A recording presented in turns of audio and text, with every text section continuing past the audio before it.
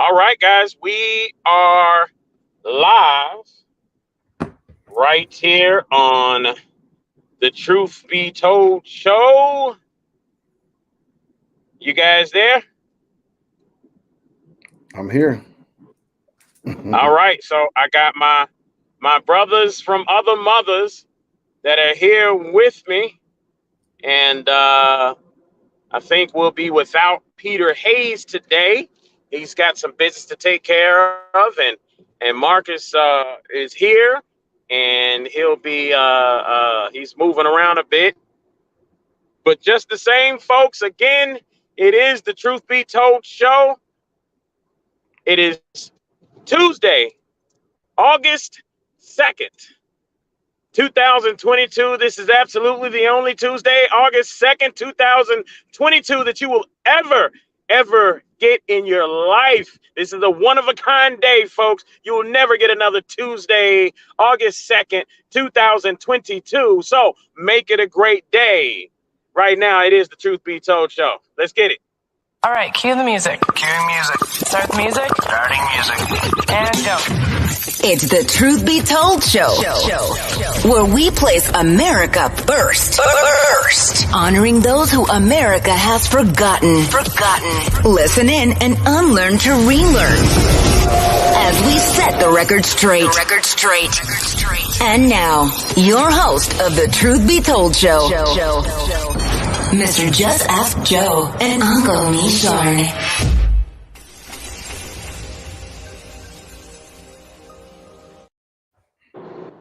All right, folks. All right.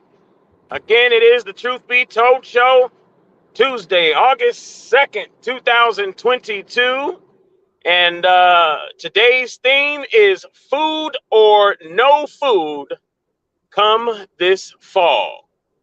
All right. Food or no food come this fall. We have Marcus Ray with us. We've got a guest host, Leonard Walker. And Leonard Walker, you are from History Untold 400. How you doing today, sir? I'm good. Waiting for some people to show up, some contractors to show up to do some work here on my house. As you guys know, I'm retired. Many of you don't know, but I'm retired at 54 years old.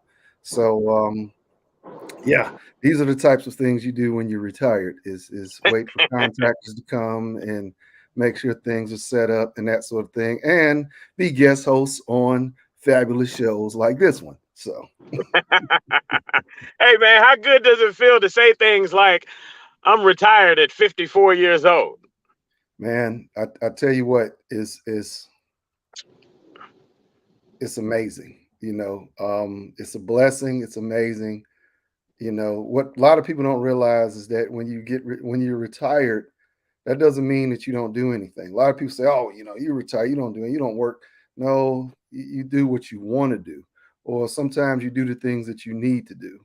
See, so stuff around the house that's got to get done. The things that you never had time to do, or you always would put off. Those are the things that you can do now, and it's a trip how you see progress being made. So it's, like I said, Oh man, you keep busy, but yet and still, the good thing about being retired is when I want to go on a vacation or go somewhere, I can just go. I don't have to put in a request for anything or anything, like just make sure I got my money up and go places. Like I said, I was just last week, I was in historic Williamsburg, Virginia. Me and my wife went on a vacation up there. We went to Busch Gardens and checked out some historical sites and went to the beach, Yorktown Beach. I was out at the actual landing spot of where the 20 or so odd slaves were brought to America and traded for food and supplies. 20? Just 20? They say it's 20, but I think it's more like 20. It was like 26. They don't have a clear account. They just knew where, the enslaved Africans came in and where they landed. I was actually on that spot, as you know. Now, was this supposed to be the first slaves in America? The first enslaved Africans. all right, it came because there were Gotcha. slaves. There were European slaves before then. Indentured servants, people in Britain, men in Britain who had committed crimes that were sentenced to the punishment of transportation.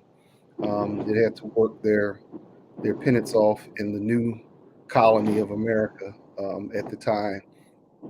So that's a pretty deep history.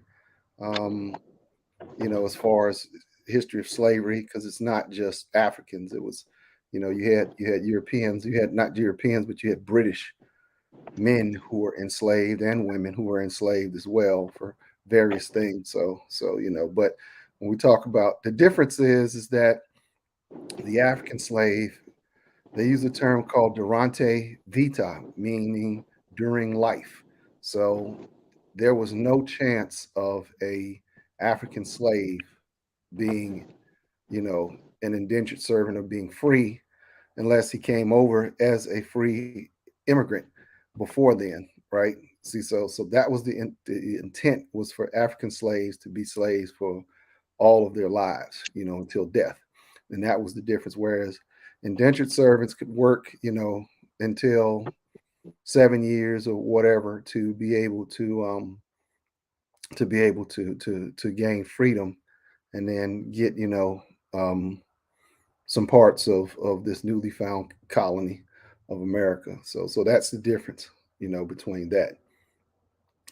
Got you, got you. So, with that in mind, then, we are having a theme today, which Mm, is food or no food come fall. And we right. do have a special guest. As you are our guest host, we have our special guest for the day, Hmm. which is Brother Martin Smith, which I'm going to go ahead and bring him on just the same. Hmm. All right, Martin Smith. How you doing there, brother? Morning, gentlemen. All Good right. morning. Good morning. Good morning. Doing I A lot of us are doing a lot of Good morning. transitioning this morning. It's a busy day. Everybody's got a busy day this morning. But how you doing there? well. I can't be doing much better than being with a bunch of highly favored men. You know what I mean? Men that God shined down on. Leonard, look at him. I can't ever see anybody more satisfied with life than the expressions. When you asked him, how's it feel? Bam! I seen it. I was like, man, that's a that's your spirit coming to the front porch. And Yeah. see, his spirit's doing good, and it's good to be with highly favored men this morning. Exactly. Exactly. That is awesome.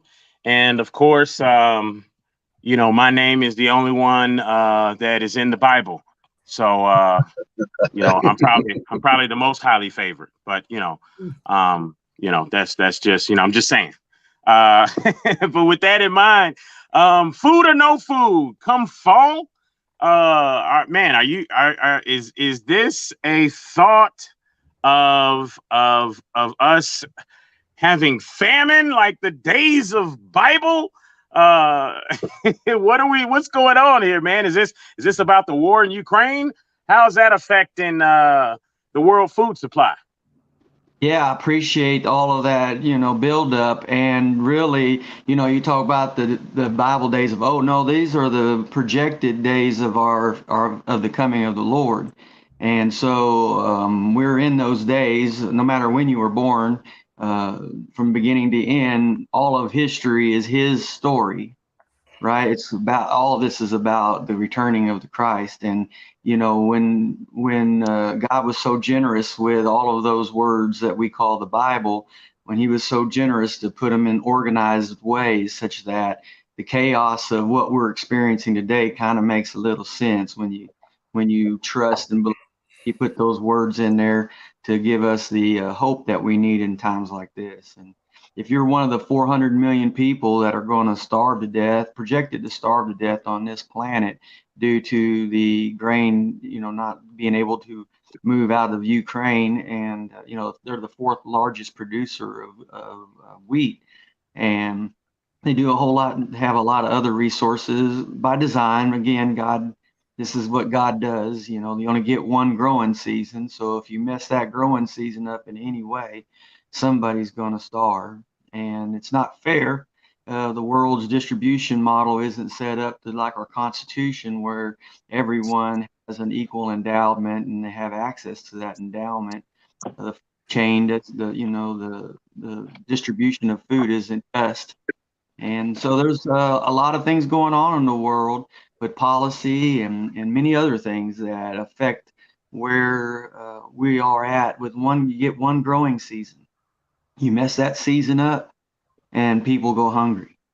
And that's where we are. So how does that work when you say we get one growing season and people mess that up? So where's the growing season being messed up at? I mean, we don't have grain coming out of Ukraine. So, when I go to Starbucks, then I have an issue getting oat milk substitute. But how is that affecting, farming elsewhere? Yeah, you said it earlier in your opening statement. You made a very profound statement along the same lines that I'm talking about, and that is that you only get one, second day of August 2022, and what you do with that in farming determines the future. So if I say, for example, today I'm not going to go out and take care of the weeds in my soybeans, then that's going to my yields in the future. And so if I mess, the second day of August up, and then, those things go further. So let's go, for example, the droughts that we're having across the world, around the world. Just the droughts alone drops the yield potential. So now we got fires all over the world in places where these grains are being dried out in the field by drought, and fires are taken up. And so they're wiping out that potential that was there. So protecting, that one growing season every year is important. For example, let's look at Sri Lanka. I don't know if you've, since the last time I was on the show, had a chance to look at what is causing the issues politically in Sri Lanka, as economically, as well as, exposing of corruption. When people get hungry, they start doing some crazy stuff. It's the way it is. And so Sri Lanka last year, their president said that you can't fertilize your crops the way you normally have. You have to go back to manure. Well, that's one messed up growing season, which collapsed their economy, which now, because they are an import, they don't have no monies, because they're not exporting like they did, to buy anything they need. And because of that one political decision, policy decision that was made there, now that one growing season creating a collapse in their whole entire culture and their whole, they came in, I don't know if you've seen the footage, but they came in, they've been standing in long queue lines for days trying to get gasoline because they don't have no money to be able to import gasoline. They're staying in line for, every commodity with none able to be purchased because your money doesn't buy anything and you don't have now the infrastructure to be able to do that. So it's important, when you say a season, it's important to understand how, our farmers are the heroes of the world, without a doubt. Corporate farmers decide they're just going to feed their families and nobody else's families. What happens then? Yeah. We're in the hands of those who produce, and when one growing season goes bad, it's bad for the least of these on this planet. Like I said earlier, right. The distribution isn't fair of food, right? It's not fair. Like if we could, that we would equally distribute it all over to the planet, to everybody equally, that distribution model did that, we could easily feed the 7 billion people that are on here. Every 4 seconds, a baby is born on this planet. 4 every 1 second, a baby is born on this planet. We've got to build a system that allows for that equal distribution of what God's potential is on this planet for us to produce and take care of one another in an equal way. But it's not that way now, and therefore people starve to death, and by the millions now. Martin, I've So got a quick question, if you would allow me. go ahead, Leonard. Yeah, in this theme that we're talking, food insecurity, um, serious food insecurity coming up due to several different factors, war and different things. How does the monetization of food play a role in this? And by monetization, I mean instead of growing crops, and like I said, being a farmer that you are, you understand the value of actually growing nutritious crops, food crops. Compared to that, let's look. Monetization of food would be growing crops purely to make money to put a product on the shelf. So that's lots of preservatives, lots of GMOs. Trying to and you speak of when you speak of God, you speak of nature, you speak of a natural way in order for food to be, right? And when we look at the monetization of food, we're looking at just nothing but let's just create something edible so that we can make a profit. How is that going to kind of play into what's going on right now as far as the food insecurity or the projected food insecurity that we're looking at coming maybe this fall or maybe even into the winter?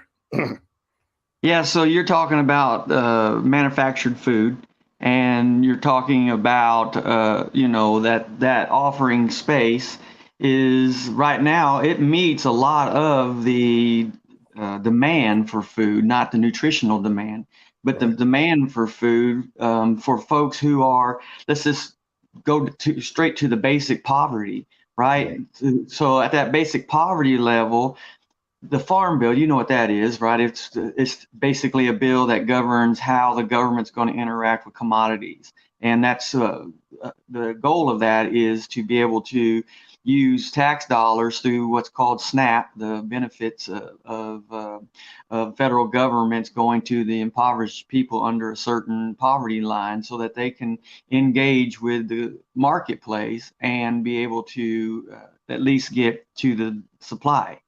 But it doesn't necessarily mean that they're going to get to the nutritional supply. It just means the manufacturer supply. So right now, those dollars that are going into those concentrated spaces, like the inner city has a lot of concentrated SNAP dollars, are being spent with corporations who are in, not only are they a distributor, but a lot of cases like Walmart and others, they got their own brands. So they're manufacturing as well. So they're vertically integrated and invested in that manufacturing space to be able to bring a non-nutrition product into those communities where people live out of their microwave. Right. And because of that, when we look at, well, that's the cheapest way to eat. No, it's the cheapest way to manufacture a good that somebody without access to a better choice will take. Right. And because they don't have the big dollars, in other words, they don't have the dollars to go to eat at Ruth Chris or go get the biggest, nicest, steak, have a big old freezer, and be able to go down to the farmer's market or go down to the butcher and be able to get an at-value nutritional. Because that option available to them, go to the goods as a way of meeting the demand for food, not the nutritional demand, but demand. So the integration, what I see happening right now with the cost of that manufactured product being diesel being so high and energy costs going so high, even the manufacturer of those goods of the lowest resource and nutrition still have a barrier. I think, and what I believe, and what I've spent my lifetime, my whole life working on, is integrating that nutritional side of what the Farm Bill had intended. The Farm Bill had intended to use food stamp dollars to boost a local economy of high nutrition products integrating into this inner city. Food stamp dollars building markets and building opportunity. But what happened is those manufacturers of goods and distributors who would tie together the whole entire food chain in order to go through Walmart has 1.6 billion people walk through their door every day. And so to be able to tie those manufactured goods to a community and be able to vacuum off all of those federal food stamp dollars by offering, to those communities. For example, why isn't Walmart in the middle of where those food stamps dollars are? Well, because you have to get on a bus and and so you're not going to go there and buy those really good products or expend your food stamp dollars, because you got transportation costs and you got barriers there. So instead of going all the way, taking your food stamp dollars and going to Walmart away from them, you getting less value for what you're buying, as opposed to somebody in a community is spending dollars instead of food stamp dollars. And so Walmart is really sucked all of the potential, not just Walmart. Let me rephrase. Those corporations who are distributors and manufacturers integrating together in order to bring a product from, the average good travels 1,500 miles to get to you. So Right. those manufacturers and distributors who make that possible suck out the intent of the Farm Bill to integrate those two, dollars and potential high nutrition, to build an economy around both, such that now those food stamp dollars have built manufacturing local, like canneries and flash freeze operations and things that will help to preserve and extend and build out that infrastructure locally, and raising tax dollars locally, and being able to fortify once food stamp homes with dollars through, job opportunities. So that's what my company does. That's what we do. That's what we've been focused on for years, setting up that interaction and the infrastructure. So it sounds like the need right now is for everybody to just stop shopping at the big box stores. Well, the thing about that is, then all that means is that you demand a better product that does, from someone who is producing it, like myself, a farmer. You demand a better product and a greater relationship. And if you stop, Is it the Walmarts of the world, the big box stores of the world that have produce? Do they not service local farming as a Kroger would? So Kroger is starting to do that. If you notice, they're now working on that. They've been working on it for about 3 years. You could go in and see tomatoes during tomato season that a farm that a Kentucky Proud farm had, and so they're really showcasing the Kentucky Proud integration with the farm community, and that's a good step. But where's their dollars being spent when they leave here?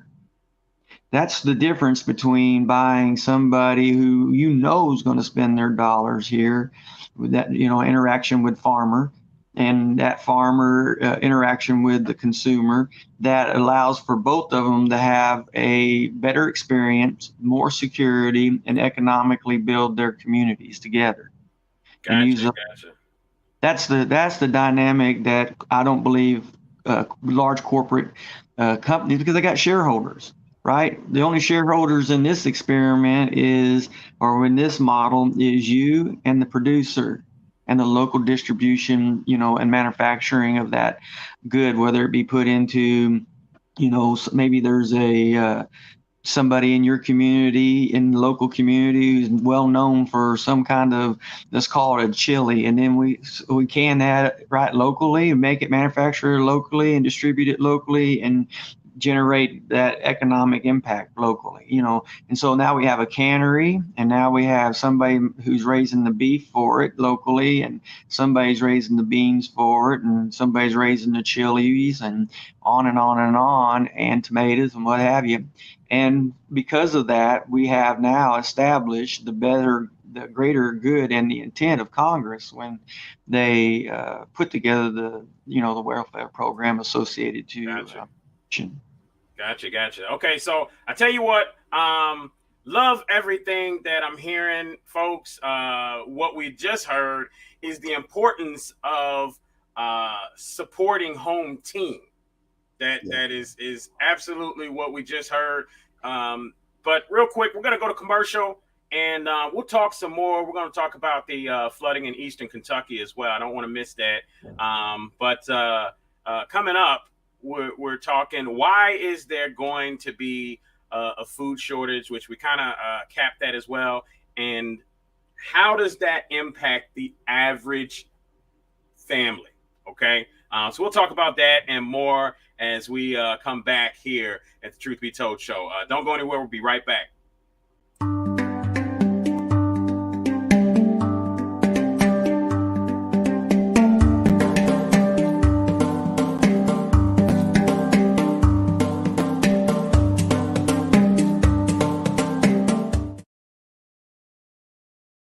Thank you, Truth Be Told, for allowing God's Lives Matter to be a sponsor. Wearable products, as the purple t-shirt, is bearing witness every life created by God has infinite value.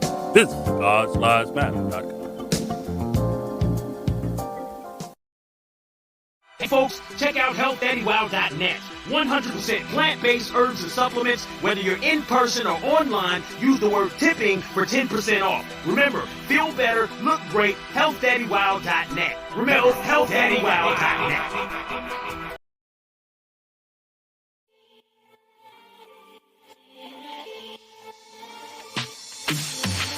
Habibi Trading Company, home of soap, sticks, and Saya Baba products. Over 400 locations at a store near you. Cincinnati, Ohio, Louisville and Lexington, Kentucky, Southern Indiana, or find yours online at sayababa.com. Again, that's sayababa.com. Habibi Trading Company, where you can find fragrances to incite your senses.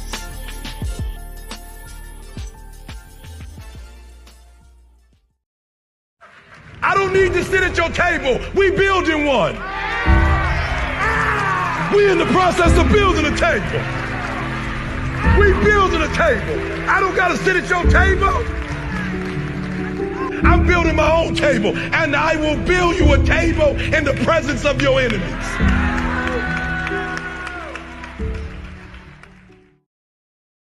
All right, cue the music. Cue music. Start the music. Starting music. And go. It's the Truth Be Told show, where we place America first. Honoring those who America has forgotten. Listen in and unlearn to relearn. As we set the record straight.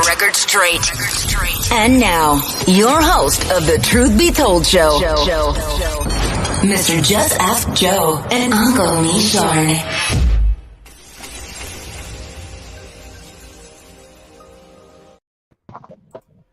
All right, folks, we're back, and you know what? There was a comment that popped up, a couple comments that popped up. I want to make sure that we get those real quick. Basically, Uncle Mishorn says basically when it comes to the what is right for us hashtag #WERFU, the demographics of the underserved majority. How do you see that affecting them? So that's exactly what we're talking about as we talk about how does that impact the average family. Just the same, this other comment comes from Esoteric Concepts. Why is this country allowing Monsanto and other GMO companies to tamper with our food source? Other countries in Europe kicked Monsanto out. Why aren't you and other campaigning against Monsanto? That is a good question.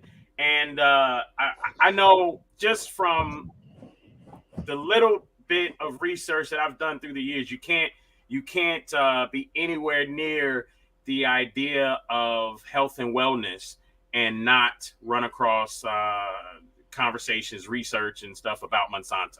Okay, and so for myself, trying to get back into it, used to be vegetarian for many years, and all that good stuff. But with that in mind, stuff that I've seen, Monsanto is a scary son of a gun. Okay, and they have probably scared the crap out of a lot of people. But I'll say this. I don't think Americans have the heart today that they used to, let's just say even 50 to 60 years ago. All right. So 50, 60, 70 years ago, people had no qualms about putting themselves in harm's way in order to die for what they believed in. And nowadays, people don't have that same heart. I don't believe so. So they allow people allow, because look, Monsanto, they get out there, they put agents out there, they put people out there, they got their hands in everybody's pockets, right? And they can make a call to a state and have some officers come and do some bidding for them. I strongly believe that. I've seen stories, read up on stuff, and sometimes we look at the news and see senseless, killings, and then find out that there was an inventor of engine that only worked on the hydrogen from water, and that person was killed in that mass shooting, and then you're like, you know what I mean? Like that's too much of a coincidence, But with that in mind, Leonard, I want to hear from you, sir, as you're here and guest hosting with us. How would you say that this impacts the average family in America? Well, we're already seeing it. When you go to the grocery store, and maybe some of your favorite products, maybe some brands that you normally would see, you don't see as many on the shelf right now. And we're seeing this impact right now. One of the things that I kind of measure a grocery store by, or a market by, is how big the produce section is. Typically, a produce section is anywhere from 1/10 to 1/8 the size of the grocery store. Everything else is processed or frozen or in a bag, in a box, right? And we see that more and more. I mean, I'm old enough to remember when, used to have pretty nice size produce sections. And now, as you see more preserved foods, okay, you don't see that as much anymore. But here's the thing: is now you're starting to see those preserved foods not being on the shelf. Bread. Like I say, you see more canned foods, but you don't canned meats, but you don't see bread and, like I say, grains and different products. So they change the product line. So we're seeing that. Plus, on top of that, when you have less, I mean, the products are gonna cost more.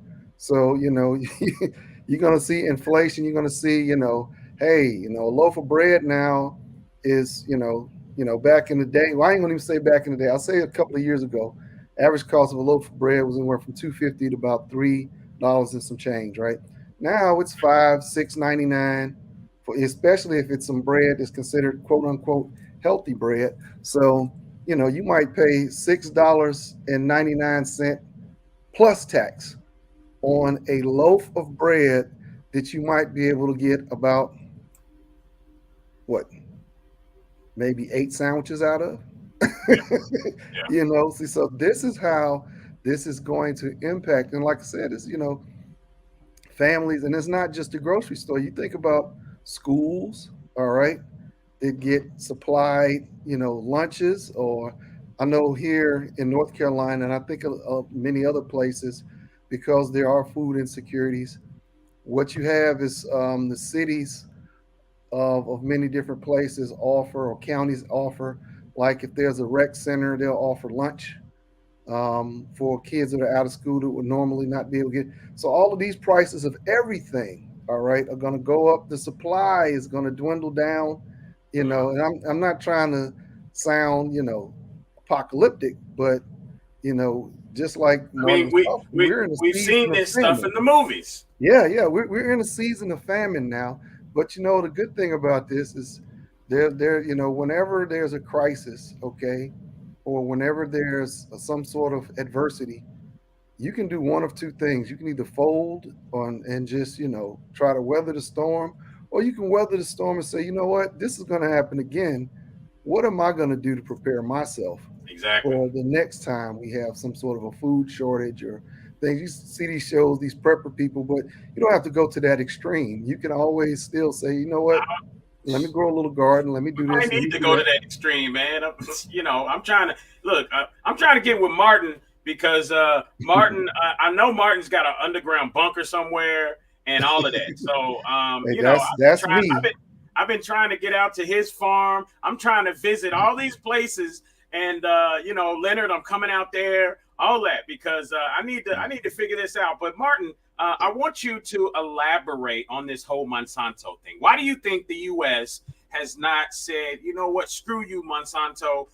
You can't come and take everything. You can't be out here trying to put patents on regular things like an apple seed. You can't be out here doing what you do, scaring the crap out of farmers and allowing us, the government, to come in and take over that farm.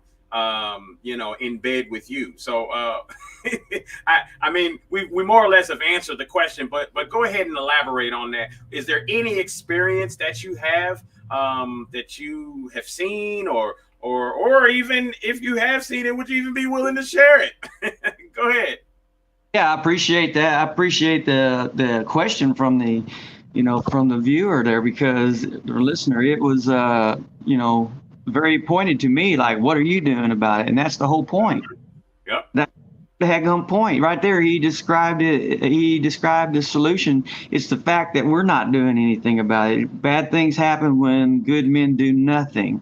Mm-hmm. When you spend your dollar with a local farmer, you think he's got the ability to patent corn that's genetically modified with a frog enzyme? So you spend your money with the local farmer, and you don't worry about those things, and you put those guys out of business. Right. Man, a frog enzyme. So that's how we got popcorn. Interesting. Hopcorn, not popcorn. Popcorn. Hey, but that's what makes the popcorn hop so high when you do it in the pot. It's because of them frog enzymes. So, with that in mind, what can we do? How can we fight against Monsanto? Yeah, that's just what I was just describing. The thing about, you said they're in everybody's pocket. They ain't in my pocket. They ain't in your pocket. They ain't in your budget dollars, or are they? Because you're unaware of the fact that they are. Mm-hmm. Understand what I'm saying? And so what I say to us, and that's why the solution is I've been, military chose me to be a tactical navigation specialist for a reason, because I'm able to see things coming in the future, not because it's just a gift God gave me to be able to view things. And I've been viewing this thing from a long time, from a tailgate conversation my dad had with me when I was choosing which branch of service I was going to serve under. And so, why I'm saying that, I'm saying this isn't something that just snuck up on us. This is something, this is 88. I went and served and went to my first boot camp, went to boot camp. So I've been on this my whole entire life from, since the good Lord expressed to me that this was going to be the future. And if you can't read the word and find where we're at, you better get back into reading the word a little more, because we're right where the word says we are. And we are going to be in a position where I believe in the Bible Belt, there's so much opportunity. The work that we're doing in the Bible Belt right now with, shoring up this thing that has happened to our country and to the world, where we, the good men, have not done the right things in order to make this situation better. But we can't do anything but do it today. Like I told you, the season's over. Yesterday, August 1st is gone. Nothing we can do to improve on August 1st. Other than to do the best we can do today to lessen the impact of doing nothing yesterday. You understand? If I laid in bed yesterday, I would not get the yield potential out of today and out of the future that I need. So we got to start doing things right. And that's what our company does. We look at setting up local throughout the whole Mississippi Ohio River Valley, which is the Bible Belt, where we can use resources and producers locally to be able to increase the local production, to be able to bring it into these places where nutrition is not a decision. Something that makes sense because it's not there, to bring nutrition from this Ohio River Valley region, the Bible Belt, and to be able to concentrate that in a way that when this does happen, and listen, you think it ain't rolling up on our shores? Go try to buy a dozen eggs a year ago, 2 years ago, and buy a dozen eggs now, and Right. find those the amount of dozen eggs that were on the shelf then and now. Have you not noticed Walmart's? Before in Walmart you push your cart and you just tried to avoid. Now you can race each other and do laps around each other in the aisles, because the aisles are gotten so wide because of the least amount of goods that are out there. Supply chains, crashing with the way that the economic. I mean, think about this. Let me give you an example. So our inflation right now is at 9%. If you are in another country, first, the 9% inflation for us across the board, goods and food are much higher, 30 in the 30s in the percentile. So Right. if we're sitting here experiencing that now, imagine somebody who is in a third world country exchanging dollars for our good, or exchanging their dollars for our dollars. Imagine the inflationary impact it has on a poor country, having to buy from their money, exchange it over to dollars. So their budget's blowed up. We've blowed up every third world country's dollar that is, and that's why you're starting to see Pakistan's fixing to go down. Iran they just overthrew their parliament. Sri Lanka just overthrew their government. Right. On and on and on. Ghana's fixing to overthrow their government. All these are due to economic corruption, right? And economic impact of inflation in America and policies that we're making. So, going from being energy independent to being dependent on all these other countries has weakened the dollar. Printing money through COVID so that we could, make it past not working, having to go to work and making profit.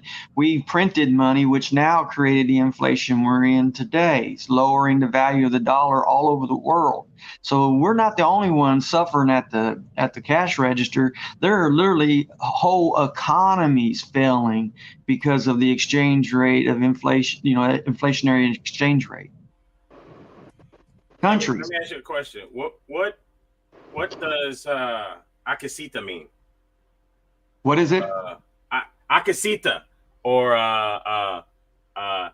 Danawa Danatilihi. Do you know any of that?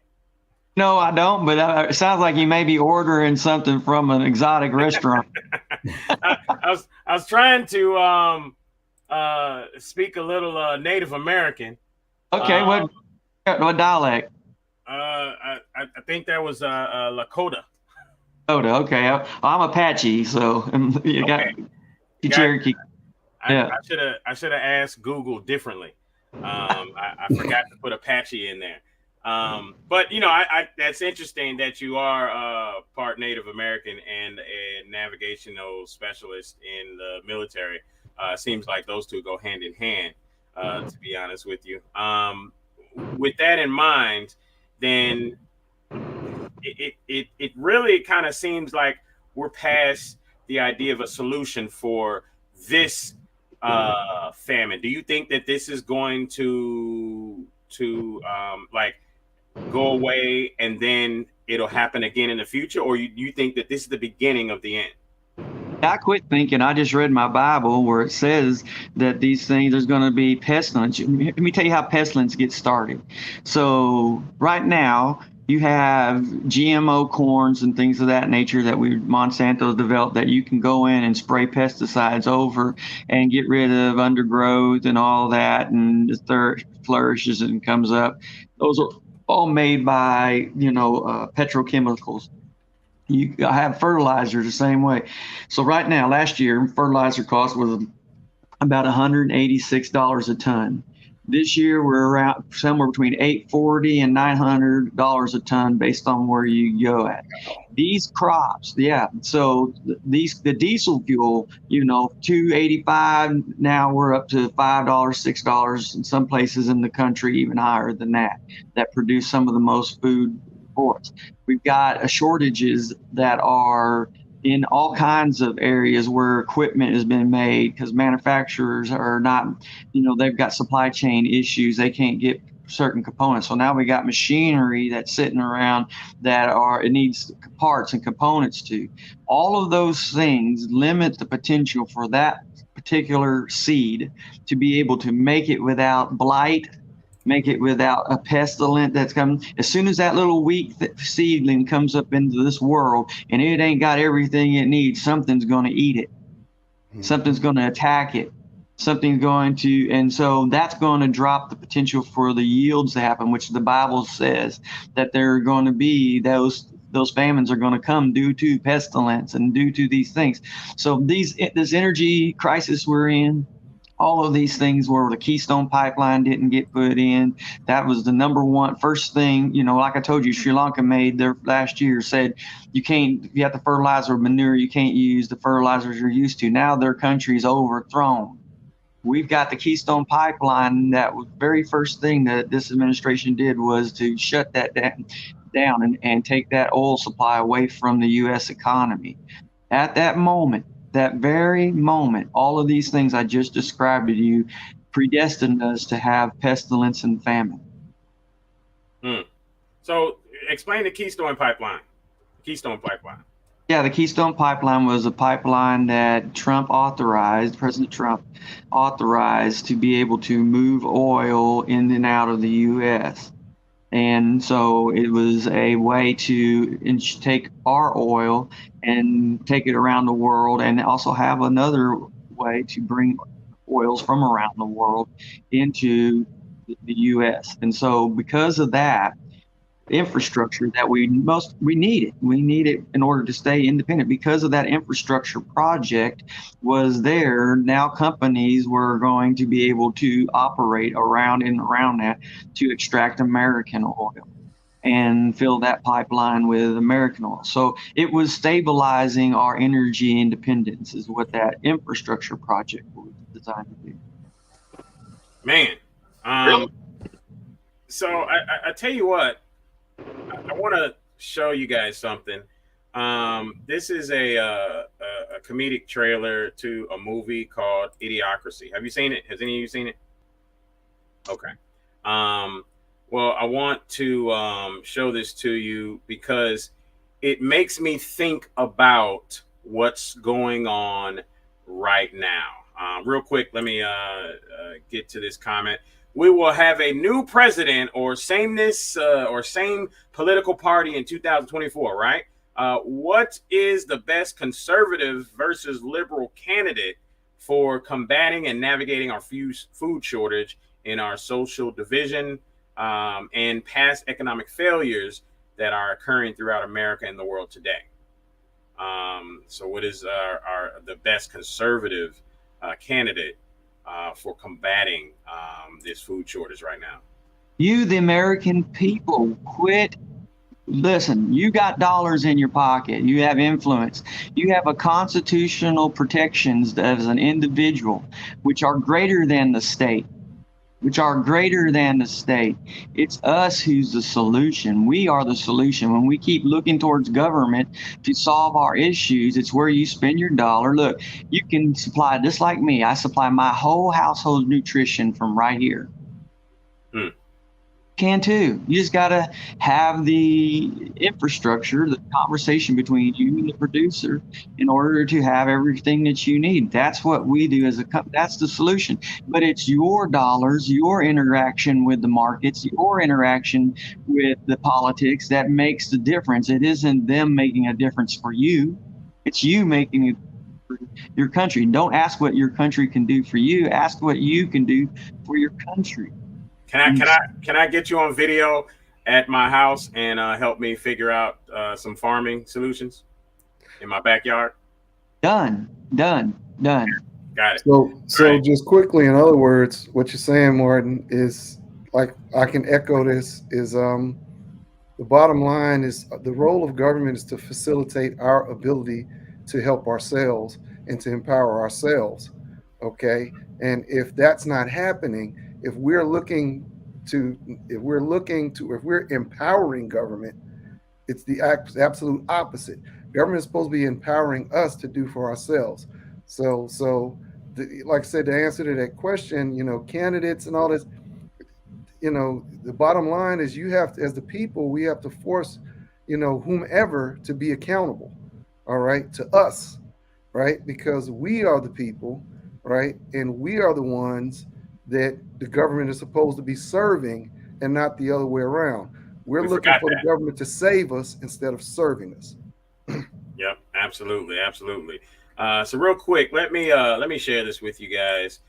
You guys will probably find this a bit facetious, but at the same time, there's some truth to this, and it's interesting how much this movie did not get the pub that, I mean, in this day and age, it should have. But let's check this out.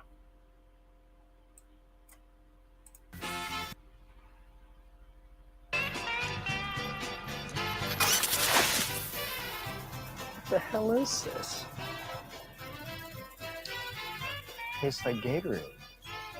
Is that Brondo stuff? They're watering crops with a sports drink? Rondo the Thirst Mutilator had come to replace water virtually everywhere. Water, the basic component of all life, had been deemed a threat to Brondo's profit margin. The solution came during the budget crisis of 2330, when the Brondo Corporation simply bought the FDA and the FCC, enabling them to say, do, and sell anything they wanted.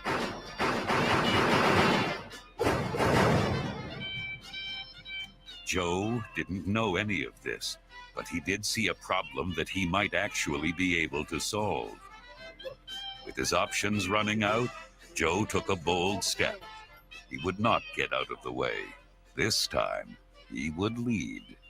For the last time, I'm pretty sure what's killing the crops is this Brondo stuff. The Brondo's got what plants crave. It's got electrolytes. So wait a minute. What you're saying is that you want us to put water on the crops? Yes.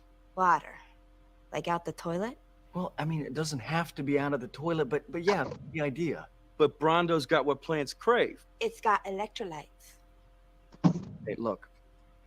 The plants aren't growing, so I'm pretty sure that the Brondo's not working. Now, I'm no botanist, but I do know that if you put water on plants, they grow. Well, I've never seen no plants grow out of no toilet. Hey, that's good. You sure you ain't the smartest guy in the world? Yeah.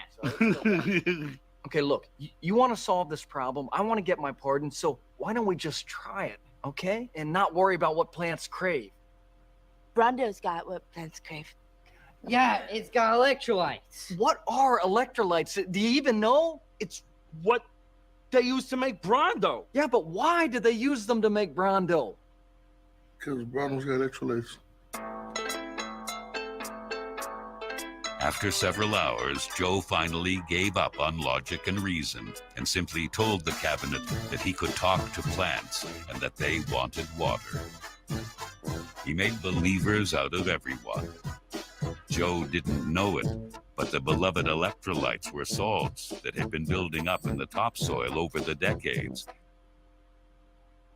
I'm Dr. Rolf, and I study insurance agents like you. So,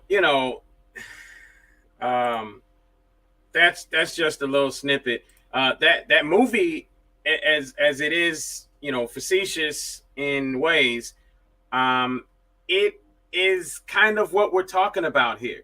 It's the guy Joe there was someone that was cast into the future. He was supposed to, I think, be gone for a year or something like that.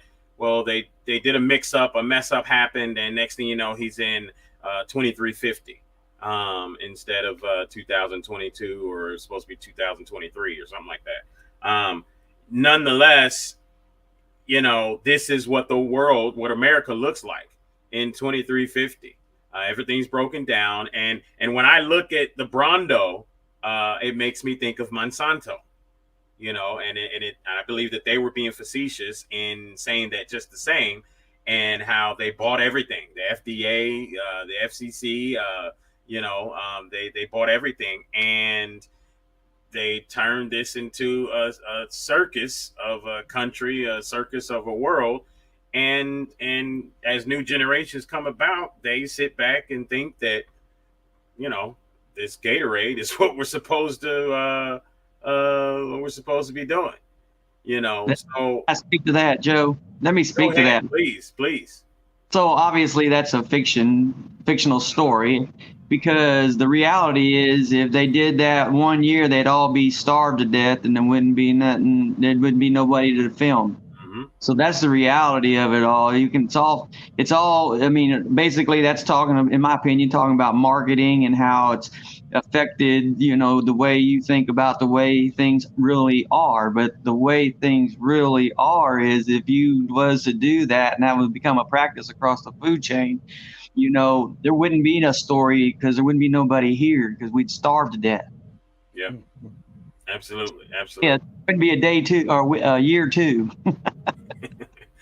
So, you know, the solution when it says here, when we start talking about how to weather the food shortage storm, you know, Leonard, is there anything that you're doing yourself? I noticed you said something about having, you know, a bunker or what have you, or you know, you said something when we talked about that.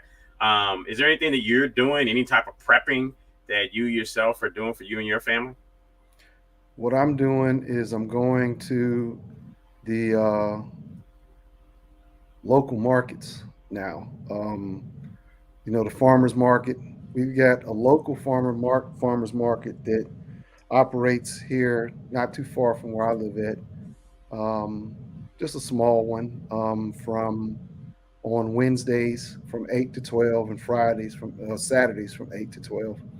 So we do that, or I'll go out to the larger local farmers market. And that kind of started because my wife wanted to eat tomato sandwiches. So I was like, okay, well, we're getting tomato sandwiches. Oh wow, look here. They got some good looking summer squash and zucchinis and different things.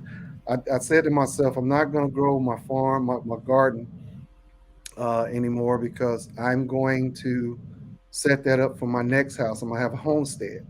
So and like I said, this is an ongoing process. This is not just because of this. This is something that, like Martin said, I see, you know, I have a vision of the future. What if I didn't have, what if I could reduce my grocery bill? Okay, so I grow tomatoes and I can my own tomatoes. It's not that difficult. Just boil them in some water, a little bit of salt, put them in a jar, can them, and they're preserved. You know, make my own pickles. I smoked pickles. All right. See, so like I said, is smoked pickles? Yes, sir. Be hungry. Yes, sir. I want some. What's like yeah, because I mean, I love taking cucumbers and like before a cucumber doesn't get eaten in my house, then we'll chop it up and we'll drop it in some pickle juice from you know an old pickle jar or whatever. I keep them with the juice in there and drop them in, and you know I add a bunch of different seasoning and spices, and you know I got some that are spicy and you know different flavors. Right. And I love it. You can actually, like I said, it's an easier process of pickling. Then I mean that's easy. That's pretty easy. Yeah. Because it's already made. But if you want to make your own, add your different flavors, it's not that difficult either to go ahead and salt those vegetables and things. But that's the stuff that I do is I go to the local, I support the local farm system. Okay. I support, you know, my eggs, my meat, you know, anything that I can go. Matter of fact, I just bought what, about 2 pounds of fresh caught trout the other week, and that's what we had. I did some I didn't do pan seared. I did some baked trout, you know, and it was, you know, and this is straight out, you know, straight out of the water. Okay, see, so you know, I didn't have to worry, you know, now, you know, if it's the water, you know, yeah, but this, you know, clean water sources and things. You know, but that's what I do is I try to incorporate more or you know go to we have an international market here as well where you get things that you kohlrabi and all types of different vegetables. It's not a Jungle Gems, is it? Say what? Is it a Jungle Gems? No. This is Super G is what it's called. Okay. And I get 50% of that grocery store is produce. I love it. You get Chinese, you get Chinese green beans, you get, daikon, you get all types of stuff that you can make, exotic different dishes, but it's all fresh. Now, some of it, you're saying, well, where are they getting this stuff from? Well, obviously, some of it is imported. If you get durian or jackfruit or things like that, but some of it now, some of it can be grown locally, especially in the climate that we're in where it doesn't really get super super cold and you can have an extended growing season. That's like right now, it's August. Anybody that's thinking about a farm, this is the time when you look at trying to grow your fall vegetables, your root vegetables, collard greens, cabbage, that sort of thing. Another thing I do is I eat for what's available in the season. Okay. Like I said, collard greens, cabbage, beets, rutabagas, sweet potatoes, things that, are getting ready to be in season in fall. That's what I eat in the fall. And I do this all the time. I don't try to, yeah, it's good to have tomatoes. This is why you can your tomatoes so that you can have tomatoes in the fall. You can have cucumbers and pickles and all of this in the fall because fall is not the time that tomatoes grow. See, so like I said, is you do those types of things. And I think, like I said, is this is the type of stuff that people are going to have to start doing again. I mean, even if you're in the city and you got just a small patch of a little garden, a little backyard, grow you some tomatoes and cucumbers, okay, and onions and garlic, right? Tomatoes, cucumbers, onions, and garlic. Those are like my staples in the house. And then maybe grow a couple of heads of cabbage. So now you got a meal, right? It's a vegetarian meal, but hey, and that's just items that you won't have to get from the grocery store. But you got to prep for all that stuff with the seeds as well. So, It sounds like we this need is to the be moving time. towards the vegetarian. So yeah, this is the time really to kind of say, all right, if okay, so I'm not gonna process any meat, cows or chickens or goats or sheep, whatever. But I can grow me some vegetables, and maybe I grow me a couple of tomato plants, a couple of this, couple of that, and then I can make my own spaghetti sauce. I can make my own, grow my own garlic. Maybe I gotta buy my olive oil from somewhere, but you reduce some of the cost because now you don't have to go out to the grocery store to get these things. This is the time to learn how to really was, if you didn't learn before, you're gonna learn now. And this is what you need to take from this, these adverse times is I gotta do for self now. I gotta make sure that I have enough food for myself to be able to eat and change up some of the things that I do because if I don't, I'm going to be at the mercy of the grocery store, these corporations, all right, feeding me edibles instead of everything that you eat can be edible, but it's not technically food, right? There's a Absolutely difference. right. Understand the difference between something that's edible and food. So, growing your own food, right? And there's just nothing like a tomato fresh out of the garden. You're not beating that, or a cucumber fresh, something that you've grown, that you've put your passion into, and you chase the bugs and the rabbits away, and you get that thing, and you be like, man, boy, see, so that's what I do. That's what I do. You grab some cherry tomatoes right off the vine and eat them, and that's Cherry delicious. tomatoes right straight off the vine. Matter of fact, my nieces and nephews, that they are getting older, and that's when they look back. They say, "You're not growing." I said, "No, I'm not gonna do that. I'm gonna get some land and get about 4 tunnel tents, and I'm gonna get about 4. I want to get 10 by 40 tunnel tents so I can grow lots. Be part of a farming community to where we can trade back and forth. Give me some chickens, give me some goats." And another essential thing I want to do is I want to keep bees. Bees are very essential to any. If you are a farmer, you want to have bees somewhere around in Been your talking farming about bees community. for as long as I've known you. Say what? So you've been talking about doing beekeeping for as long as I know you, man. I know you. Listen. Like I said, gonna do it takes time and preparation, and I'm educating myself on doing all of this stuff. Getting myself physically in shape to be able to do it. Thinking about the land, thinking about what's going to be around it. How am I going to get my bees inside of my tunnel tent so they can go ahead and pollinate all of my vegetables and Don't worry things. about that. Say what? You won't have to worry about that. They'll find a way in. Oh yeah. Shoot, I'm gonna have, like I said, I'll have a gate, and I'll have like areas where We'll they put can up a just come right sign. on in. Bees enter here. Yeah, come right on in, and then they'll know how to get right on back out. But like I said, is that's an integral part. I don't think I want to sell honey too much, because, like I said, I'll sell some honey, or not sell it, but Well, have just some sell it honey to for us. myself. So yeah, have some honey for myself. It's probably been one of the most traded commodities in the world. So honey, yeah, it's one of the most consumable traded commodities in the world. Right. Honey, the wax, all of that. See, so and like I said, it's this, but this goes back to the things you can do when you're retired. See, so Hey, let me jump in here real quick and tell you another way to preserve those tomatoes so you can have them in the wintertime.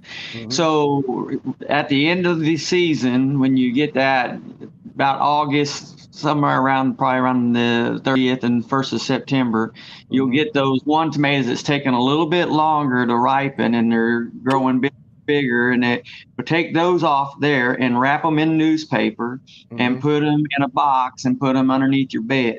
And then whenever this winter comes along, you just take them out and put them in the windowsill, and you'll have that summer flavor instead of that greenhouse flavor. Wow. Okay. All right. So good stuff there. So I mean, that kind of goes right along here with what we're talking about. Community gardens, home gardens, alternative food sources. We definitely need to get more into that, and it's a small portion of it, though. I mean, we've been talking about that forever. It's not that it isn't a valued solution, but in a famine, you better know where to get what and how to get it, and try to secure that for the time you need it next. And we're in a place right now, I believe, that the integration, the infrastructure locally is the most important asset that we have the ability. I mean, just like what Leonard was telling you about it, that asset locally that he has a connection to is there, but it's only fragile. It's from noon to 8 o'clock to noon, 2 days a week. That's pretty fragile connection. We've got to create the greater infrastructure, and we're doing that as a company. That's what we've been focused on my whole career. Now there's also the larger farmers market that's kind of down the highway, but I just catch this one because even where I live at, right up the street from where I live at, there's a Rudd Farms, okay, and you can pick strawberries. They got all kinds of things. They got a huge tunnel tent out there, so I can actually go to a farm and pick my own stuff if I want to. Wineries, that's another good place to get berries and grapes and different things. See, a lot of people don't think about that is the vineyard, because they're going to grow those fruits. See, so that's another good resource. Like I said, is use your local resources. Use your local resources. You got a lot of farmers. That's what they want, is they want you to come and buy their stuff. They're priced that way. Okay.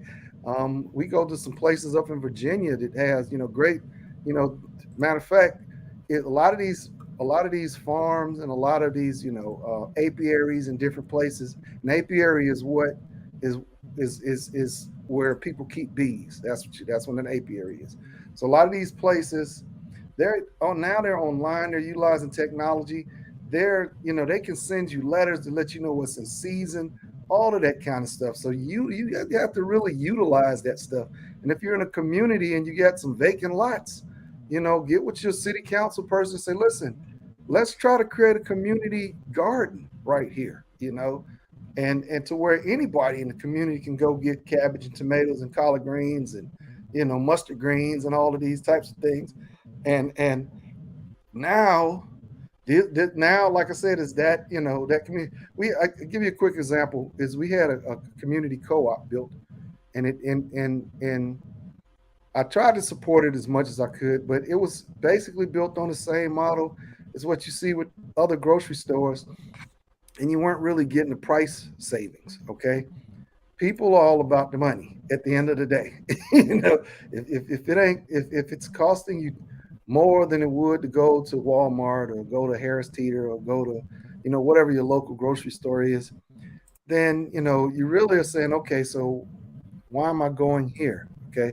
Or if you got a tenth of space for fresh produce, you know, and one of my suggestions was, let's not have a grocery store. Let's have a farmer's market. Let's have a place, another farmer's market where local farmers can come and bring their stuff on a daily basis, where people can do. If you go to foreign countries, most foreign countries, you have a small refrigerator, small stove, not a lot of cook, because everybody eats out on the economy and the market, and they'll bring fresh stuff home maybe, right, to eat for that day. Growing up, my grandmother, we used to go to the grocery store every day, right, because we ate what we put. Now, you know, this lifestyle is that's kind of difficult, right, but we kind of got to get back to that, because that's when we were the most healthiest, right? You think about it, you know, is back then we were eating pretty much the same things we eat now, except the difference is how this food is prepared and how it's stored and how it's preserved. So, you know, transportation, you know, Right. dictate that shelf life. How long is it going to be on a shelf? How far does it have to travel to get there? All of Right. those things are factors in the, you know, the amount of profit that has to be generated, as well as, you know, the securities, the liability risk of contamination. And I mean, there's just so much that the current supply chain transfers that cost that you can avoid working locally. You know, there are a lot of issues with that right now, though, because we have, you know, it takes 8 months right now to get a hog slaughtered. If you Right. have a hog right now that you are raising, you have got to have a date before you have the hog. Right. Right. It's Right. because of the bottleneck of not enough slaughter houses. I So think here when I was working down east North Carolina, I think it's 6 months. A hog had to be 150 pounds before. Was yeah. it 100? Was it? I can't quite remember, but I know it took about 6 months before a hog could be slaughtered. So, and that's the other part of it too that people don't understand is grain not only affects us, it affects our livestock. You know, our Big time. food supplies that we want to eat, the chickens and the hogs and the Just want cows. to eat corn all the time. If you want to eat corn all the time, you'll be all right. But I like to turn the corn in. You know, there's a song, a country song that says, rain makes corn and corn makes whiskey. I think rain makes corn and corn makes pork chops. Yeah, exactly. See, so like I said, that's the other part of it, is not only is this going to affect, not only does grain production and transportation and the supply of grains affect your vegetables for your consumption, it affects the vegetables for the consumptions of your of your livestock. So yeah, permaculture, prepping, yeah, homesteading, yeah, exactly. So, you know, as we look at this, then the solution in part is start taking care of things yourself at home when it comes to farming. You know, there's a lot of little prep kits, even at the dollar store, you know, basil, and other herbs and stuff that they sell that you can, you know, I mean, of course you don't know, you know, unless you really read and research where that seed came from. But nonetheless, there's opportunity to start doing that, to start doing a little bit here and there. Even if you just started with some herbs, which is kind of the easiest thing to do, is you know, can we still take seeds and put them in between a brown paper towel like we did as kids, and let them sprout, and then drop them in the soil? In the dirt. Yeah, so let me absolutely, and that's one of the things you talking about, GMO and non-GMO. One of the things that Monsanto does is makes a seed that doesn't have a plant that will not produce the seed that will grow again. So there's heirloom seeds, and then there's genetically modified seeds that that are out there. So you want to make that the fruit will be able to reproduce fruit, and that's how God intended it to happen. And so the seed. A couple of things I'd also tell you, if I was preparing right now, say Martin, he just got zapped and now he's in the inner city living in that space, I would be, for every person in my household, I would be looking for at least 6 canned goods per person per day. So if reason for 6 is because one you can, if you have that many, you can spread 6 out over 3 or 4 days.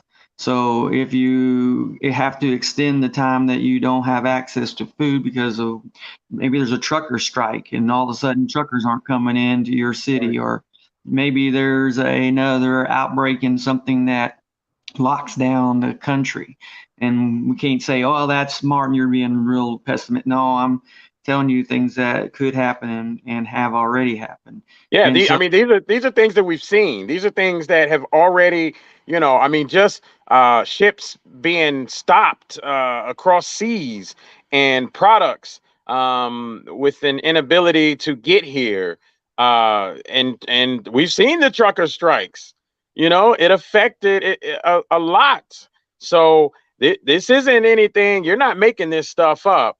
You're really talking truth here on the Truth Be Told show. Ambrose Lee says, I recommend to look up permaculture, prepping, homesteading, and survival skills. Leonard, look up how to keep deer and rabbits away by planting plants that they don't like around the plants you want to aromatics. Keep safe.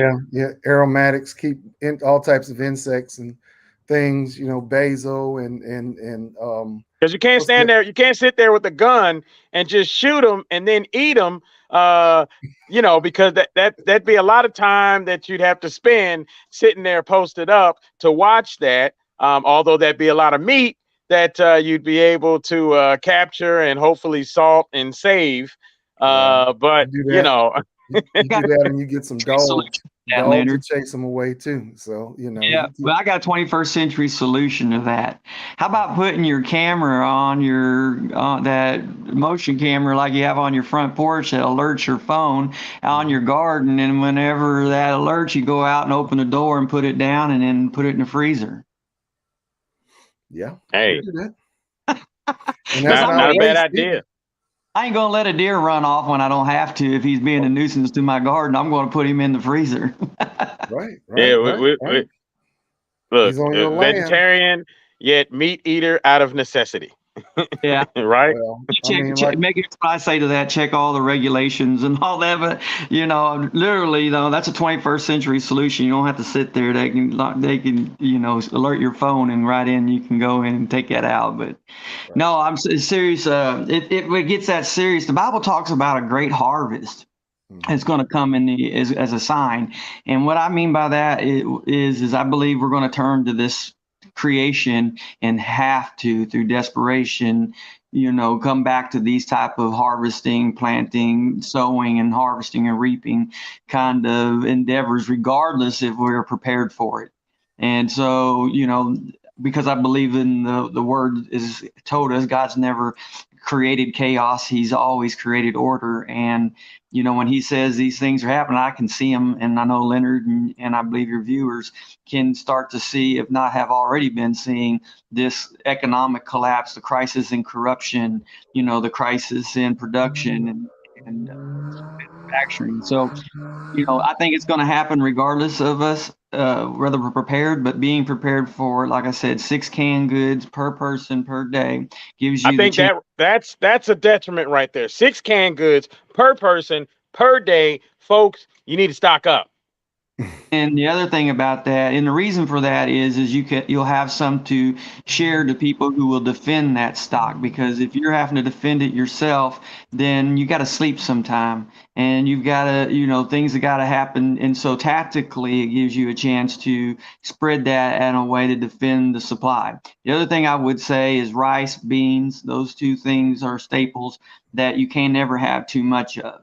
ever Right. have too much of those to be able to share and to defend your family and as a community. If your community has those staples, rice and beans amongst Beans. themselves, you're going to be okay if Right. enough of you have it.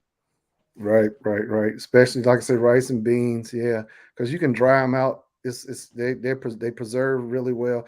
Because that was the next crop. Because I've grown okra, squash, peppers, tomatoes, cucumbers, zucchinis, watermelons, cantaloupes. I've grown a bunch of different things, right?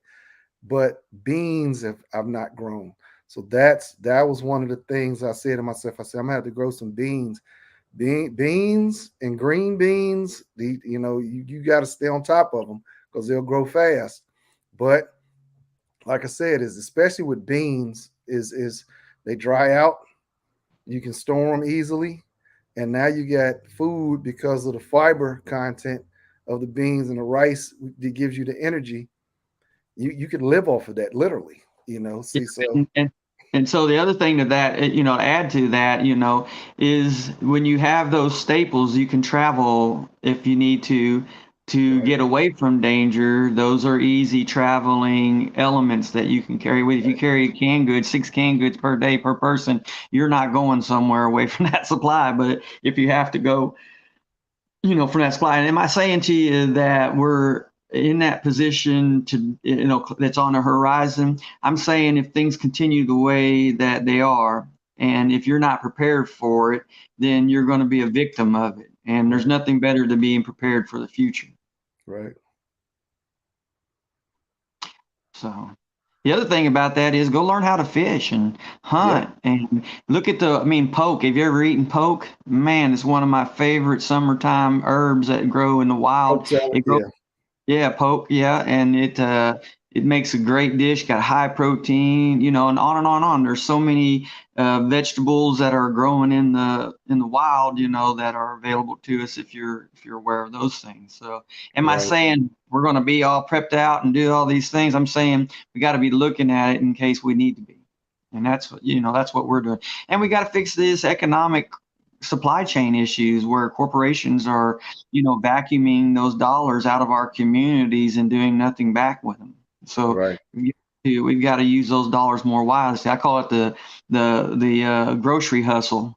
We need more of a grocery hustle in the inner cities to be able to create economic development there. That's you think about how many stamps dollars go into the inner city and realize there's a good hustle there.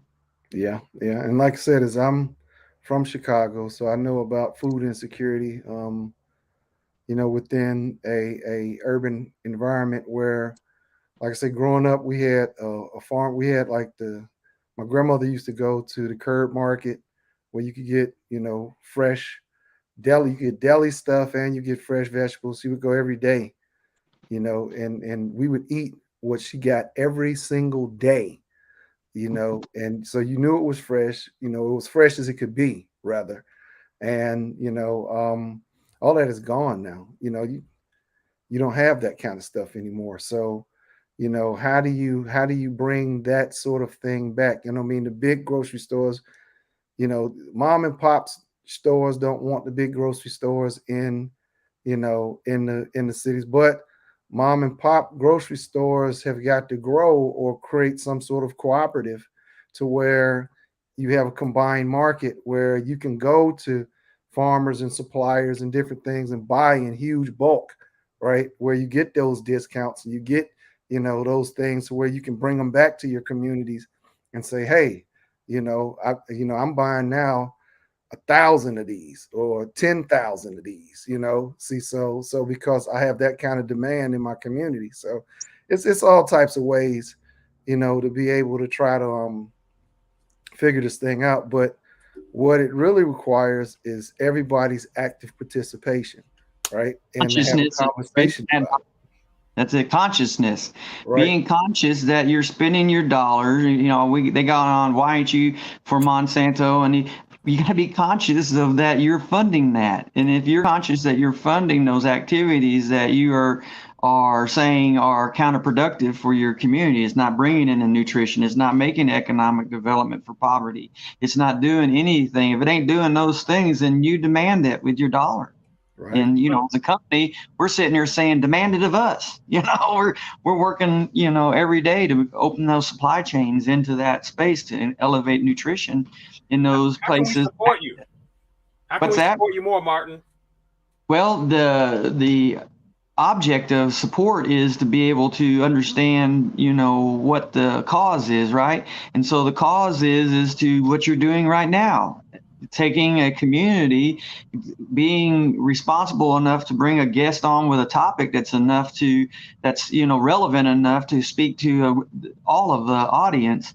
If you're doing just that one thing right there is one of the most important aspects of what you can be doing with your community. Second of all, talk to your families, each one of you. Right. Talk to your families in a way that says, let me give you another viewpoint. And in that viewpoint, they're going to ask you, well, who's doing that? Point them our way to our farmers. Our farmers, if you're local, listen to me, in the Mississippi, Ohio River Valley, if you're local and you're aware of this conversation and this need, then reach out to us, United Global Co-Opportunities. My email address is martin@kyregistered.com, martin@kyregistered.com. You can email me, call me. My cell phone number, I'll give it to you direct, is 502-320-1952.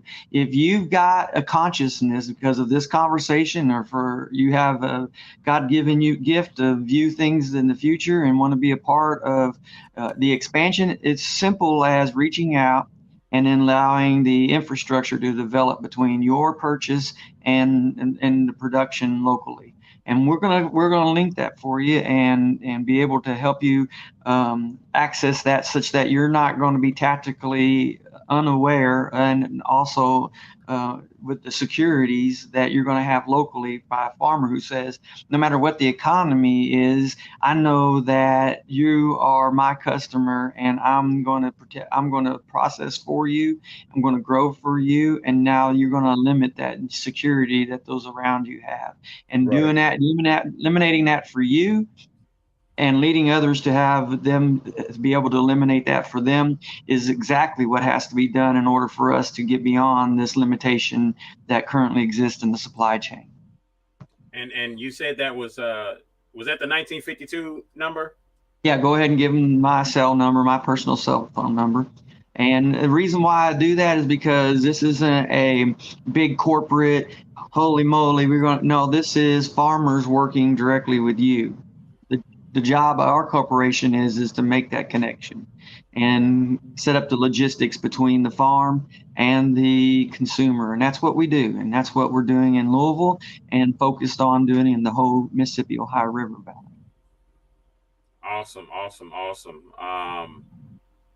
You know, I can't say enough about how important this is and how much we need to support you. And when I say support, I mean to the point to where, because we've seen inventors that come up with amazing things that would essentially shut down some big corporate companies that are making money in old ways, keeping people down. We've seen some of those inventors disappear. We've seen them get poisoned. We've seen all type of things. So when I say support, I mean, I want it to the point to where we make sure that we corral around a person that is trying to do great things and cover them in every way possible because of how important what they're doing is. So I know you say go point to our local farmers.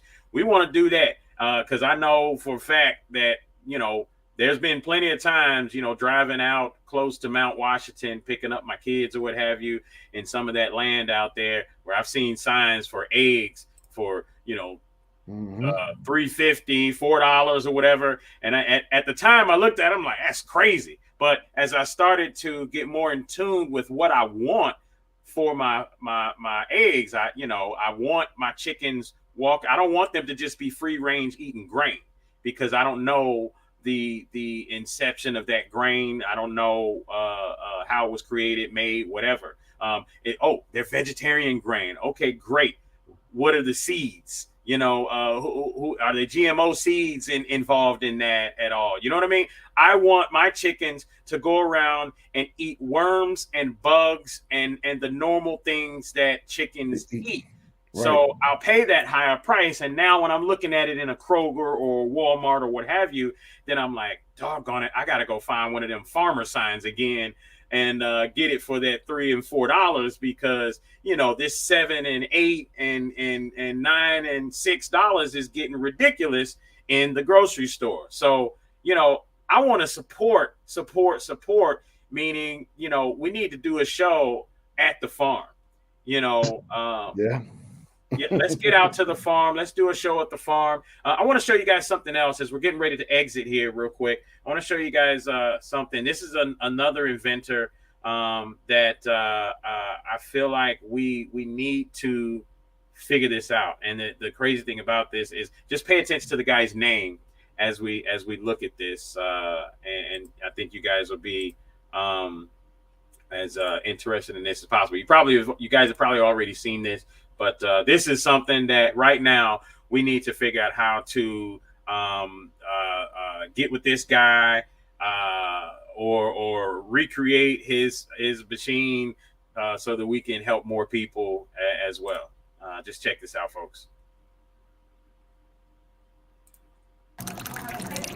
Clean drinking water, a natural resource we often take for granted near the Great Lakes. But Moses West knows a water crisis is quietly growing. Everybody knows we're running out of water. A problem the retired ranger spent the past 4 years working to eliminate. All the water that we need it exists right here in the air. He believes so strongly in that idea. In 2015, West invented an atmospheric water generator, or AWG, a machine that takes in air and turns it into drinking water. We're at the place now, I think, making 50, 100, 200, 250,000, 1 million gallons of water at an incredibly low energy consumption. I think cheaper than groundwater by far, cheaper than desalination. So far, 12 of these AWGs exist. West planted them in 3 areas, including the Bahamas, Puerto Rico, and Flint, Michigan. I need to engage with the people here, and I need to show them what this machine does, and they need to understand that it is their machine, and I am here for them. West says his AWGs are federally approved, and the water quality is also tested by the Colorado Water Authority. It's clean. It's good enough to drink. No bacteria or anything in it. And the reason that we go through the filtration process, so as soon as you turn it on, it starts making water. You may be wondering how these atmospheric generators are tied to Wisconsin. Most of West AWGs were manufactured right here in Manitowoc. And the people of Manitowoc should be proud. Just 1 unit provides a city with hundreds of gallons of clean water. The best part, it doesn't cost residents a penny. West works with organizations like the Water Rescue Foundation to cover the cost. So far, the response in the community has exceeded his expectations. They were very happy that somebody actually cared enough for them to come to jump over the bureaucracy, come to a private piece of land and do this thing. Right now, his priority is planting these AWGs in Flint, helping our neighbors here in the Midwest. In Manitowoc, Michelle London, Spectrum News. So this is the type of stuff, man, that is right in line with everything that you're talking about, how we need to take care of ourselves. Ambrose Lee said it here. I had a dehumidifier once. It's an oversized dehumidifier ultimately. So it may not have as much of the mineral value, but I would say that it's probably better than drinking your tap water. Your tap water is brought to a 7.5, roughly 7.5 pH balance by any means necessary. So, turn it on for a long time and just sit there and sniff, and you'll see what some of those means are. Chlorine is nothing you should take even in small doses through a number of years. With that being said, then it's stuff like that where somebody creates this amazing stuff, and then all of a sudden, they die in a tragic something, or something happens, and it's like, why didn't the community that's there get around this person? Let's get our local, hey, you know what, you want to be a thug, let's be a thug for a cause. Let's and let's get the local guys there to, this guy needs security around him at all times, I promise you, because that right there is just something amazing. Any thoughts? And yeah, yes, you're right, Ambrose, I agree. Minerals, but for hydration purposes, I think at that point, then, because we're talking about water shortages. I mean, I would assume that we can't have a food shortage without there being a water shortage, because they go hand in hand, right? That's part of it. I mean, we definitely have droughts all over the world. I mean, happening right now. I mean, some of the most extreme recorded weather droughts in history is happening right as we speak.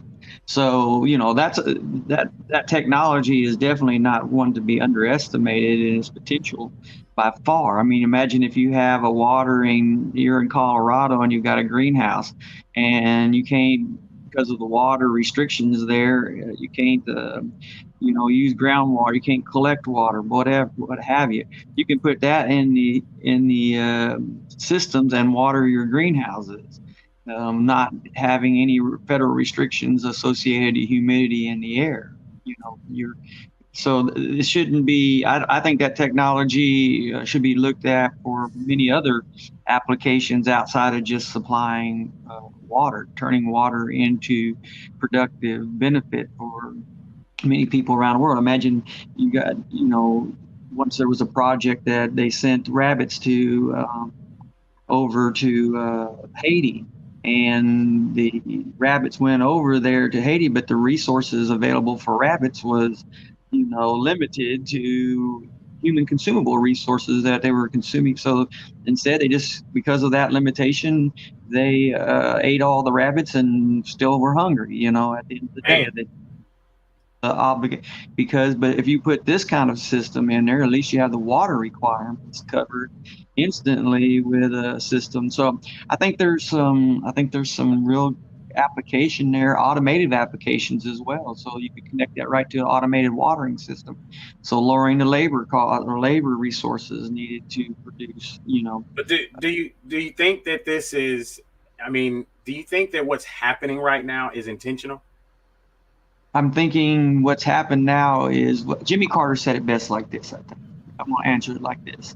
He said the day that we allowed corporations to have the same or greater value than the individual was the day that basically America ceased to exist the way we know it. Do it then. And so corporations, listen, I'm not hating on corporations. I'm hating on the outcomes of the choices that we consumers have made. We're woke now. Okay, what does that mean? I'm hating on the integrity of corporations, of some of these corporations. I'm hating on the heart that they are not putting in. I'm hating on the compassion that they don't have. Capitalism by nature promotes that. It creates institutions of greed.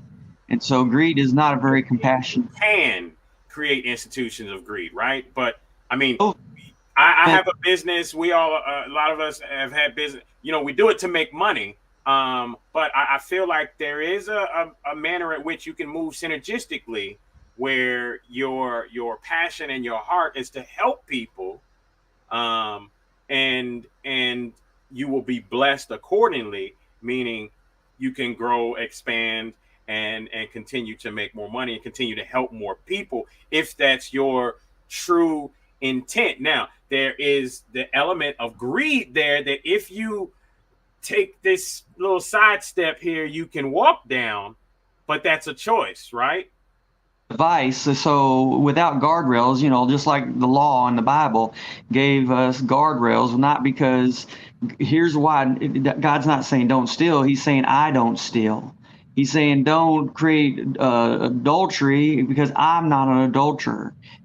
On and on and on. So without the law describing what God isn't, he's not a liar. He's not somebody who's going to steal from you.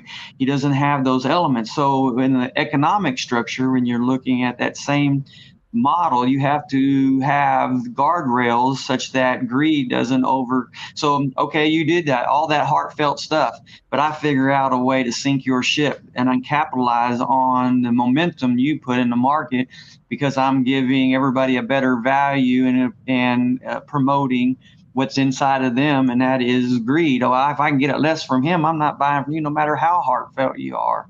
So without guardrails, just like the Bible, we got to define what we're not. We're not going to take over somebody else's corporation because we can. How do you prevent that from happening in this economic structure? You can't. So that's why I created if you look me up and you can Google me, Martin Smith, and the work that I did with the Center for Economic and Social Justice. But I wanted to create an economic structure. There's three structures. You'll recognize them: communism, capitalism, and socialism. Capitalism, like I said, creates institutions of greed, and greed is a vice to human beings. Socialism and communism create institutions of envy, and envy is a vice to human beings. I wanted to create an economic structure that would be able to create a virtue, would be able to be applied towards the virtuous side of the human experience. And so I created productionism. And what production, being able to be productive is, and be able to produce more than you can consume is, and be able to use that to strengthen the community around you is a virtuous task. Like you said, a heart, centered, correct, motivated mindset. So I wanted to keep it in that vein. So productionism, the economic structure of it, the equation of it is production in proximity to its consumption is its greatest asset. Production in proximity to its consumption is its greatest asset. Yeah. So when you build an economic structure based on that model right there alone, it doesn't allow for those outside influences like Monsanto and Walmart and all those others to penetrate that security that the economy is seeking as a virtuous. They don't want a greed-based economy. They want a virtuous based economy. And once given that opportunity locally, then they don't want to choose something else that's going to make them subject to the economy. Absolutely. And if anybody wants to look it up, you can go out there and just Google Martin Smith Center for Economic and Social Justice, and you'll find some YouTube videos of him speaking at the Capitol about all of this just the same, and all that good stuff. We're getting out of here, and I mean, my mind is everywhere. I'm really just thinking, and my heart is kind of heavy because I'm really just thinking, how can I protect mine? How can I protect my family? And I'm racing out of here. First and foremost, I think the easiest thing that I can do is when I go out shopping, because there's some school stuff to go do today for the kids. But when I go out shopping, I think I'm definitely grabbing the canned goods. That's the first thing to do. I've got the space. I've got the cupboard space in my garage, so I'm grabbing the canned goods. Where can I buy seeds? Where can I buy quality seeds? Is Walmart seeds? And you know what? Walmart, even, I think, over the time of the pandemic, seeds got scarce. And I started seeing what typically would be on a display at Walmart at Ben's Bargain. And their home and garden centers being more scarce. In some Walmarts, just a place where birds go and shit everywhere. Seriously. So where can we buy quality seeds? So what about local hardware stores? Local hardware stores and gardening places. We got a place called Patriot Hardware where here, and it's just local. and you get seeds. You can get seeds. You can get hardware supplies. You can get farming equipment, gardening equipment, and you can also get you can get topsoil. You can also get compost, topsoil compost mix. See, so this is where I go. Like I say, you go to your mulching places. Go to, any of these local places. Ask the farmers, hey, where you get your seeds from, or do you have seeds? Are you doing heirlooms? They may like, but some of them are like, sure. A lot of them, a lot of farmers, if you're just trying to create a local garden, you ain't trying to, cut them out of their farming business. They may share some seeds, or they may sell you some seeds. So, or if you buy the fruit, like a tomato, you got seeds in them. I want to address what you were saying there, Leonard, in regards to the farmers, and as long as you're not competing with the local farmer, knows there's not enough production for them to attract enough business. So you're not ever going to, with this model swings, and when the need for this model swings away from greed towards production, you're going to want people to be producing around you. You're going to want to drive down the road and see fields full of food, because that's going to mean your community is going to make it. Right. Yeah. And people need to remember, it was just as recent as 100 years ago, maybe, where 95% of Americans farmed.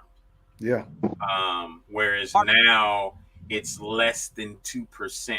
I would say agrarian society.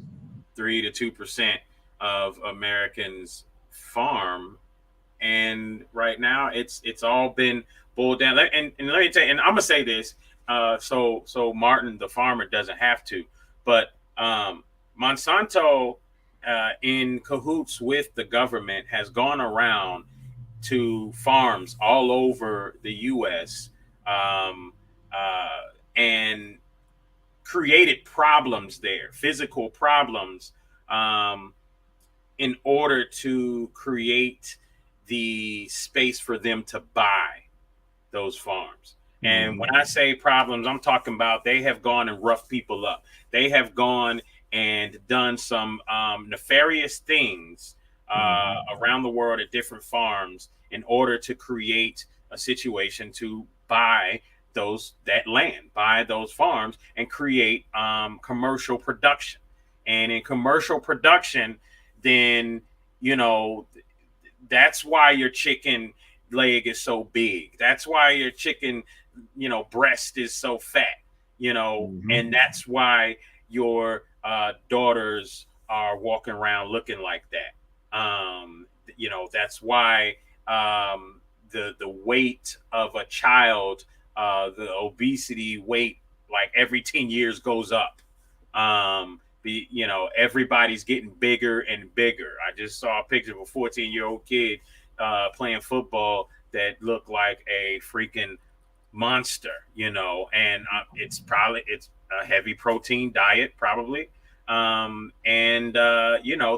That's being influenced with a lot of hormones, so that is working its way throughout our neural system and everything.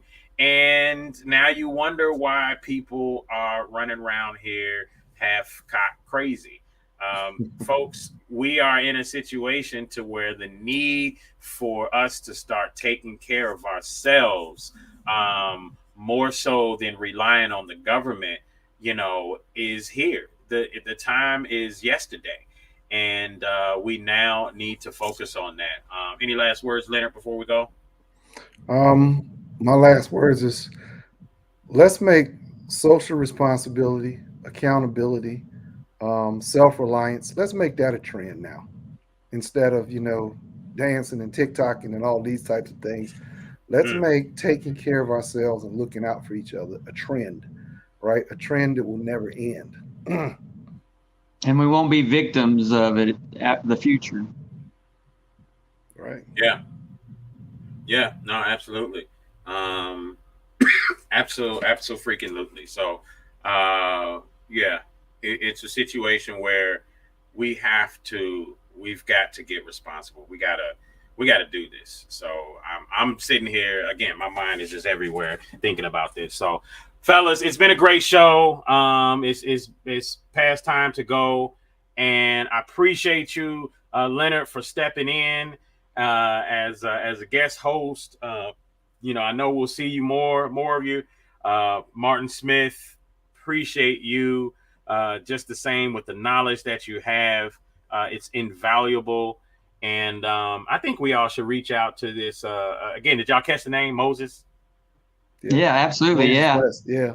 Moses with the water. West, U.S. Army Ranger retired. Who? The U.S. has trained some very intelligent people, man. Let me just say that because, hats off to all of you and thank you for your service. But the U.S.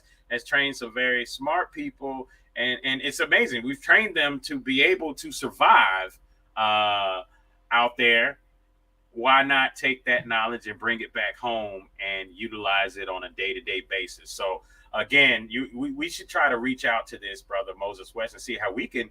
I think that's something that you could include in your United Global Co-op program as well. So let's do that and see if we can get that going. I want to get more involved. And Martin, I want you to outline something that the next time we bring you back on, that you can bring back and say, this is how you can physically get involved with me to help me do what we do. 15,000farmers.com. I just sent them an email while we were talking. That was something that the Heine brothers here locally, was a program that they were behind. Don't know if I sent them an email to say, hey, is it still going? Because the last post in their blog looked like the 2017, so it may not still be going. But that was a program where they taught people how to do I think it was like a 4x6 above ground box of planting to be able to get food 3 out of 4 seasons, something like that. Let's do this. How about we do this? How about I come to your place this week sometime and we build one of those and put some fall taters in.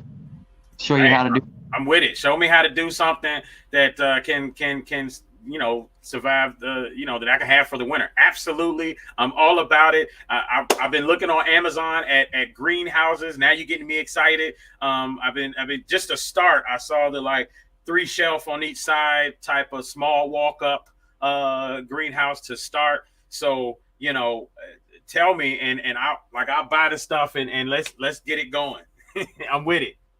So we're gonna instead of using a greenhouse, we're gonna use your house, so you don't have to go buy a greenhouse right away. And we're gonna do some microgreens where we're gonna sprout some beans and do some microgreens right in your window, and then we're gonna go out in the backyard and put you in your fall taters, and you're gonna be set. Awesome. All right, I'm all about it. Hey, appreciate it. Ambrose Lee, have a great week. Shout out to Uncle Me Shorn. Shout out to Esoteric Concepts. Everybody for jumping on and speaking up. MosesWestFoundation.org. Let me go ahead and post that just the same. Leonard Walker found that, so we can put that there for everyone to see and get involved. All right. We'll talk to you guys soon. We'll see you same place, same time. Peace.